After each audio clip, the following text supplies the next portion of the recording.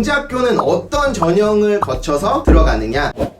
공통적으로 머릿속에 이 3단계를 생각을 하셔야 돼요. 첫 번째는 뭐냐면 학생 기록물 평가, 서류 평가. 이름은 조금씩 다른데 말 그대로 서류를 평가하는 단계입니다. 어떤 서류들이 있을까요? 영재학교에 제출해야 될 서류들이 당연히 생활기록부, 그 다음에 자기소개서가 들어갑니다. 하나의 서류가 또 있습니다. 뭐죠? 추천서. 이 세 가지의 서류를 제출을 합니다. 그래서 1단계에서 서류 평가를 할 거고요. 통과한 학생들 대상으로 학교로 부릅니다. 불러서 뭐를 하죠? 여기 뭐 이름들은 다르지만 공통적으로 뭐라고 불리냐면 지필평가라고 불립니다. 시험을 본다는 얘기예요. 시험을 보고 나서 시험을 잘 본 학생을 대상으로 3단계 전형을 이제 시작하게 되는데요. 3단계는 뭐냐면 이름도 좀 다르지만 캠프 전형이에요. 쉽게 말해서 집단 지성을 살펴보는 단계라고 보시면 됩니다. 그래서 다시 한번 정리를 드리면 첫 번째는 서류, 그 다음에 2단계에서 지필평가, 3단계 종합평가, 집단 지성을 보는 이 종합평가를 통과해야지 합격이 됩니다.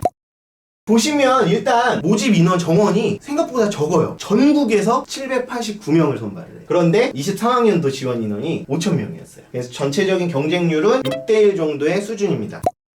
보시면 서울과학고는 827명이 1차 서류에 지원을 했는데 실제로 지필평가 시험장에 들어간 학생은 617명. 인천과학예술영재학교 같은 경우는 475명이 지원을 했는데 지필평가 들어간 학생은 439명입니다. 요 숫자를 통해서 뭘 알 수 있을까요? 어느 학교가 서류에 좀 더 관대한지. 왜냐하면 지필평가는 서류 통과한 학생들만 들어갈 수 있잖아요. 그렇기 때문에 서류에 조금 더 관대한 학교, 그리고 서류 통과에 조금 야박한 학교들을 좀 구분을 할 수가 있어요. 실제로 보시면 경기과학고랑 대구과학고는 서류에서 학생들을 생각보다 많이 걸러냅니다. 5년 넘게 영재학교 가기 위해서 준비를 했는데 서류에서 떨어져 버리면 너무 속상하겠죠. 실제 막 우는 아이들도 있어요. 그래서 상대적으로 내가 생기부나 자소서의 내용이 빈약한데 시험은 잘 볼 자신 있다 하는 친구들 같은 경우는 2차 지필 응시 비율이 높은 학교들을 적는 게 조금 더 유리합니다. 그래서 8개교 평균 지원자의 77%가 2차 지필평가를 보러 들어갔고요. 한 25% 정도는 서류에서 떨어졌다라고 보시면 되겠습니다. 2단계 지필평가에서는 그럼 어떤 시험을 보느냐? 뭐 다들 알고 계실 거예요. 수학과 과학으로 시험을 봅니다. 물론 학교별로 국어, 뭐 기타 사회 영역 보는 학교도 일부 있는데 변별력은 크게 없습니다. 그러니까 변별력은 무조건 수학과 과학이라고 보시면 돼요. 보시면 심화 지식도 물어보는데 이 심화 지식이 결국은 그냥 막 선행을 많이 한 지식 이게 아니고요. 옆에 나온 창의적 문제 해결력의 지식을 물어봅니다. 그래서 지필평가까지 딱 보고 나면 모집 정원에 1.5배에서 2배수의 학생이 걸러집니다.